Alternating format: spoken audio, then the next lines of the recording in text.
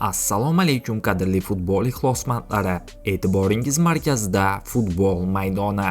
Kanalimizga obuna bo'lib, videolarimizga bir dona like bosishingizni so'rab qolamiz. Yaxshilab o'rnashib oling. Demak, biz boshladik. Shomurodov RPL ga qaytishi mumkinligini istisno etmadi. O'zbekiston milliy terma jamoasi hujumchisi Eldor Shomurodov Rossiya Premyer Ligasiga qaytish ehtimoli haqida fikr bildirdi. Hozirda futbolchining transfer huquqi Italiyaning Roma klubiga tegishli bo'lib, u Turkiyaning Başakşehir jamoasida ijara asosida to'p surmoqda. Rostini aytsam, ba'zan bu haqda o'ylab qolaman. Nima bo'lar ekan deb tasavvur qilaman. Hozircha aniq javob yo'q.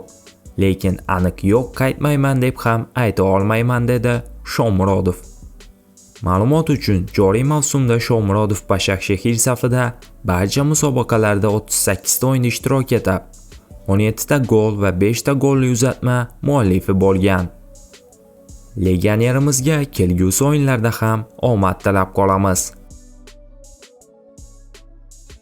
Bugungi dasturimiz shundan iborat edi. Video sizga ma'qul kelgan bo'lsa, bir dona like bosib, kanalimizga obuna bo'lishingizni so'rab qolamiz. E'tiboringiz uchun katta rahmat. Bizni kuzatishda davom eting.